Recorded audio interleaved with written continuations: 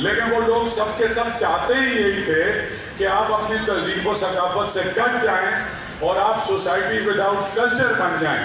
क्योंकि जब किसी भी कौम का कल्चर ख़त्म हो जाता है तो उनमें और कोई मुर्दा इंसानों में कोई फ़र्क नहीं है। तो आपकी ज़बान और आपकी तहजीब बिल्कुल ऐसी उसकी हिफाजत करते हैं जैसे मोर्चे पे कोई सिपाही लड़ता है, बल्कि उससे भी ज़्यादा, क्योंकि हम सब बग़ैर किसी तनख्वाह के, बग़ैर किसी पर्स के, बग़ैर किसी पेंशन से अपनी तहजीब और सकाफत के सफ़ीर हैं।